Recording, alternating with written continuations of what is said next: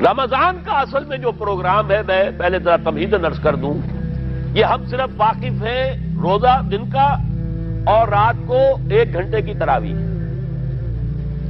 یہ بہت بڑا مغالطہ ہے، بہت بڑا مغالطہ ہے، بہت بڑا مغالطہ ہے۔ روز اصل میں رمضان کا پروگرام کیا ہے؟ دن بھر کا روزہ اور رات کے اکثر حصے کو قرآن کے ساتھ لے کر جاگنا۔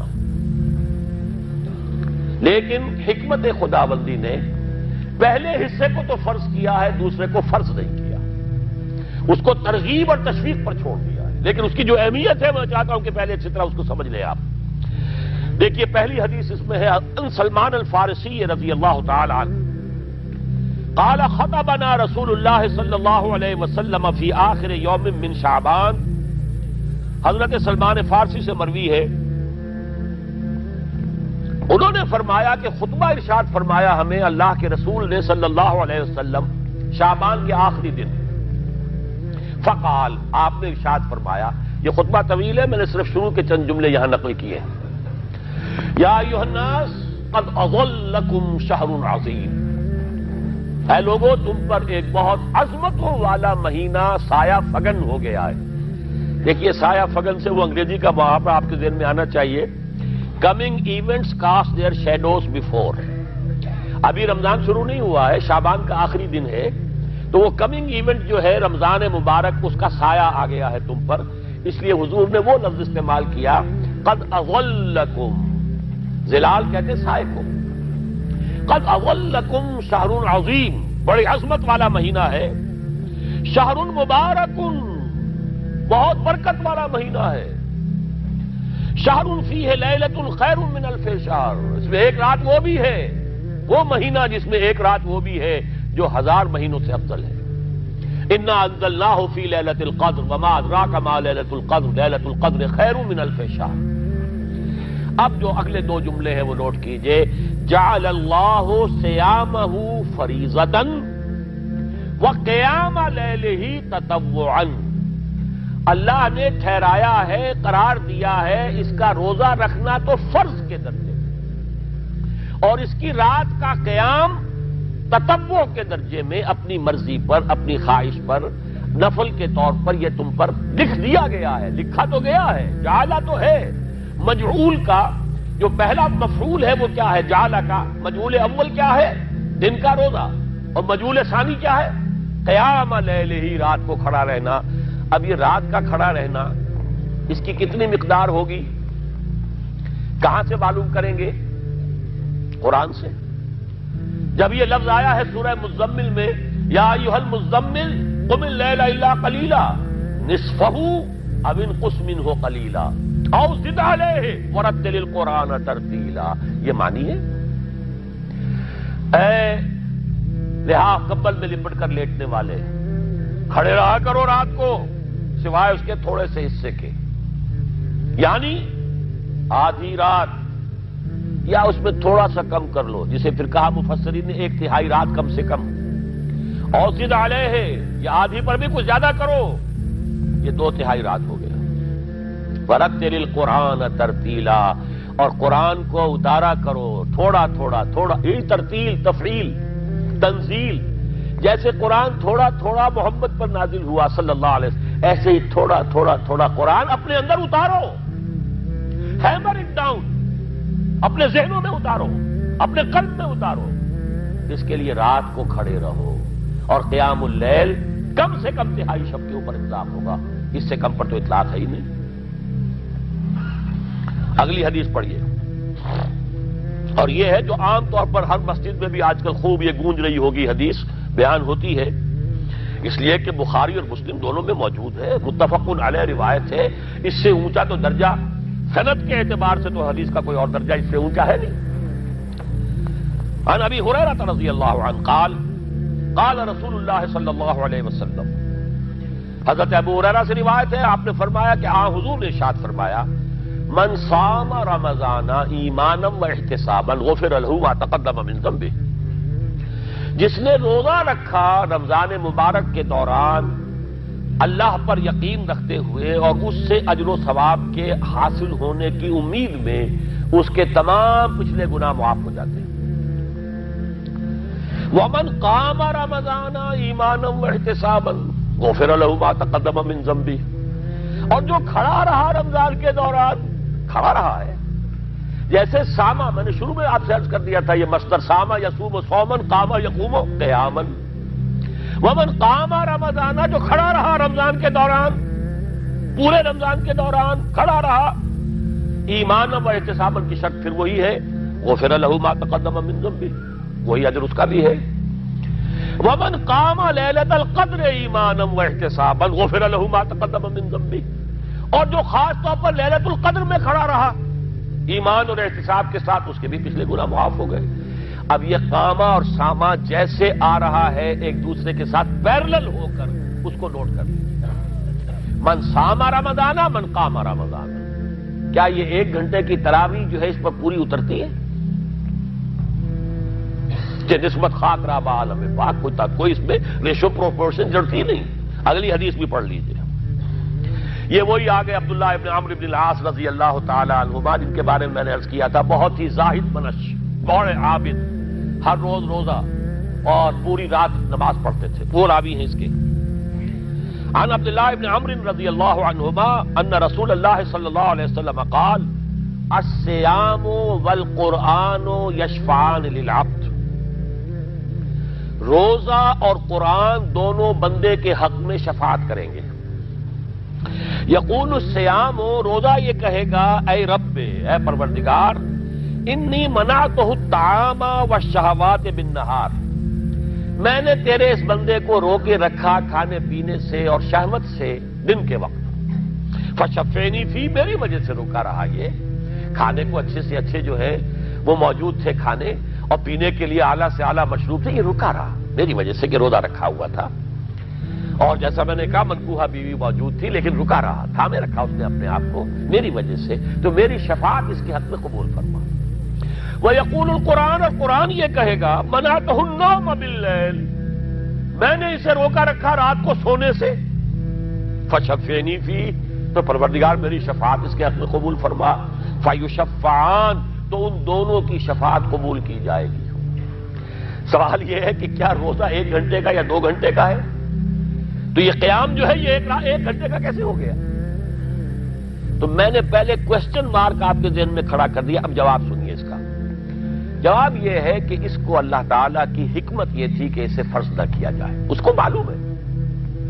عالمان سیکون منکم مرضی وآخرون یضربون فی الارض یبتغون من فضل اللہ وآخرون، اللہ کے علم میں ہے میرے کچھ بندے ہوں گے بیچارے غریب مزدور، دن پر مشقت کریں گے، محنت کریں گے، وہ روزہ ہی رکھ لیں، بہت بڑی بات ہے، بہت بڑی بات ہے۔ رات بھر کا قیام کیسے کریں گے؟ 2/3 رات کیسے کھڑے رہیں گے؟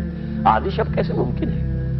لہذا فرض نہیں کیا، حضور نے بھی فرض نہیں کیا، نہ اس کو آپ نے لازم کیا، نہ اس کے لیے وہ زوردار جو لوگوں سے کہا کہ ضرور پڑھو، چھوڑ دیا پڑھو، اور سب لوگ پڑھتے تھے اپنے طور پر۔ اب یہ کہ کوئی آدھی رات کھڑا ہے، کوئی 1/3 رات ہے، کوئی پوری رات ہے، تھے اللہ کے بندے۔ لیکن 3 دن حضور نے یہ باجماعت نماز پڑھا دی، لیکن پڑھائی ہے وہ تہجد کے وقت، یعنی لوگ رات کے وقت جو بھی ہے کھڑے ہیں، جاگ رہے ہیں، قرآن پڑھ رہے ہیں، لیکن یہ کہ خاص تہجد کے وقت آپ اپنے حجرے سے برآمد ہوئے تو لوگ جمع ہو گئے، آپ کے گرد جمع ہو گئے۔ آپ نے 3 دن یہ 8 رکعتیں جو تہجد کی حضور کی ہوتی تھی، وہ آپ نے 8 رکعتیں پڑھائیں باجماعت، لیکن وہ وقت تہجد کا تھا، یہ نوٹ کر لیجیے۔ 4تھے دن بھی صحابہ منتظر رہے، کیا حضور برآمد ہوں گے، تشریف لائیں گے؟ نہیں آ رہے حضور، تو کچھ کھنگار بھی رہے ہیں، کہیں پتہ نہیں حضور کہیں اونگ نہ آ گئی ہو تو ہماری آوازوں سے جاگ جائیں، پھر بھی نہیں آئے حضور۔ اگلے روز آپ نے فرمایا کہ میں جان بوجھ کر نہیں آیا، میں اگر یہ متواتر تمہیں پڑھاؤں گا تو یہ تم پر فرض ہو جائے گی۔ یہ ہے وہ رافت اور رحمت، بالمومنین رؤوف الرحیم، جو اللہ تعالیٰ کی شان ہے رحمان الرحیم ہونے کی، بالمومنین رؤوف الرحیم، یہ محمد الرسول اللہ بھی ہے، تم پر یہ سختی جو ہے یہ تمہارے لیے قابل برداشت نہیں ہوگی، لہذا میں نے یہ 3 دن صرف پڑھائی ہے، اگر مسلسل پڑھاتا تو فرض ہو جاتی۔ یہاں تک تو ہے حکمت نبوی کا معاملہ، اب آیا حکمت صحابی یا حکمت خلیفہ راشد۔ یہی معاملہ رہا حضور کی حیات طیبہ کے دوران، یہی حضرت ابوبکر رضی اللہ تعالیٰ عنہ کی خلافت کے دوران، یہی حضرت عمر کا بھی ابتدائی دور۔ لیکن دور خلافت عمر فاروق کے دوران یہ واقعہ آیا کہ حضرت عمر داخل ہوئے مسجد میں، دیکھا رات کے وقت ابھی کوئی باجماعت تراویح کا کوئی انتظام نہیں تھا، آپ نے دیکھا کچھ لوگ مسجد کے اس کونے میں کھڑے ہیں، ایک حافظ ہے، ساتھ تو حافظ نہیں ہوتے تھے نا، تو کوئی حافظ ادھر، انہوں نے 5 6 7 8 آدمیوں نے کسی حافظ سے گزارش کی، وہ انہیں قرآن سنا رہا ہے، وہ کھڑے سن رہے ہیں، کوئی دوسرے کونے میں ایک جمگھٹا ہے، کوئی تیسری طرف ہے، کہیں ہے، ٹولیوں کے اندر لوگ جو ہے وہ قیام اللیل کا حق ادا کر رہے ہیں۔ آپ نے فرمایا کیا ہی بہتر ہو کہ یہ سب جمع ہو جائیں ایک امام کے پیچھے، اور پھر یہ کہ اسے عشاء کے ساتھ متصل رکھ دیں، تاکہ جس کو کہتے ہیں عربی میں ما لا یترک کلہ لا یترک کلہ، اگر کوئی شے کل کی کل حاصل نہیں ہو سکتی تو کوئی شخص بھی مسلمان بالکل محروم نہ رہ جائے، کم سے کم یہ 20 رکعت تراویح تو پڑھے اور قرآن سن لے، تاکہ کسی نہ کسی درجے میں تو اس کا بھی حصہ ہو جائے اس کی برکات میں سے۔ یہ ہے حکمت حضرت عمر فاروق کے فیصلے کی۔ اور چونکہ حضور نے فرمایا علیکم بسنتی و سنت الخلفاء الراشدین المہدیین، تم پر لازم ہے کہ میری سنت کو اور میرے خلفاء راشدین کی سنت کو مضبوطی سے پکڑو، یہ وجہ ہے کہ فقہاء اربعہ جو ہیں ہمارے، وہ سب کے سب اس کو واجب کے درجے میں رکھتے ہیں، اس لیے کہ یہ فیصلہ حضرت عمر کا ہے، عمر خلیفہ راشد ہیں رضی اللہ تعالی عنہ، لہذا یہ نظام بن گیا تراویح کا۔ اب میں اس کی نفی نہیں کر رہا، لیکن جو شخص سمجھتا ہے کہ اس سے اصل حکمت اور غرض و غایت پوری ہو گئی، وہ مغالطے میں مبتلا ہے۔ یہ تو علی الاقل کم سے کم اس درجے میں کہ ہر مسلمان کم سے کم اس درجے تک تو جو ہے وہ کچھ نہ کچھ حظ حاصل کر ہی لے، اور وہ اس سے محروم نہ ہو بالکل ہی۔ ما لا یدرک کلہ لا یترک کلہ، اس درجے میں حضرت عمر کا فیصلہ ہے، اور اسی کی وجہ سے ہمارے خلفاء، ہمارے جو ائمہ اربعہ انہوں نے قبول کیا ہے، اور یہی اس مسئلے کا حل ہو جائے گا۔ جو اہل حدیث حضرات اس کے اوپر جو ہے چیلنج بھی شائع کرتے ہیں، کوئی ثابت کر دے حضور سے 20 رکعتیں تو ہم اتنے لاکھ روپے، ہم بھی کہتے ہیں کہ حضور سے ثابت نہیں ہے، کون کہتا دعویٰ ہی نہیں، یہ تو حضرت عمر کا فیصلہ ہے، حضرت عمر کا فیصلہ، خلیفہ راشد کا فیصلہ، اس کو امت نے قبول کیا ہے، لہذا وہ نظام ہے، رہے گا۔ اور یہی جو ہے آپ کو معلوم ہے، حالانکہ یہاں اکثریت جو ہے وہاں پر وہ اہل حدیث حضرات کی ہے سعودی عرب میں، حرمین میں وہی 20 رکعت تراویح ہوتی ہے، اس لیے کہ وہ ان کا جو آفیشل مسلک ہے وہ مسلک حنبلی، حنفی نہیں ہے، تو حنبلی مسلک میں بھی یہی ہے، شافعی میں بھی یہی ہے، مالکی میں تو 36 تک کی روایتیں موجود ہیں، 36 رکعت، لیکن یہ ہے کہ یہ ہے وہ 20 رکعت تراویح کا معاملہ، اس کی نفی میری بات سے نہ سمجھ لیجئے گا، وہ ٹھیک ہے، حضرت عمر کا فیصلہ ہے۔ پھر یہ کہ یہ آسان ترین ہے کہ عشاء کے ساتھ ہی متصل پڑھ لی، اور آج تو ہماری نیند کا کوئی حصہ اس میں جاتا ہی نہیں، کون سوتا ہے، اس سے پہلے سوال ہی پیدا نہیں ہوتا، لیکن یہ جو کہہ رہے ہیں کہ قرآن کہے گا میں نے اسے نیند سے روکے رکھا، اس کا حق کہاں ادا ہوا؟ اس کا حق تو ادا ہوگا کہ تہائی ورنہ نصف شب کے لگ بھگ آپ جاگے قرآن کے ساتھ۔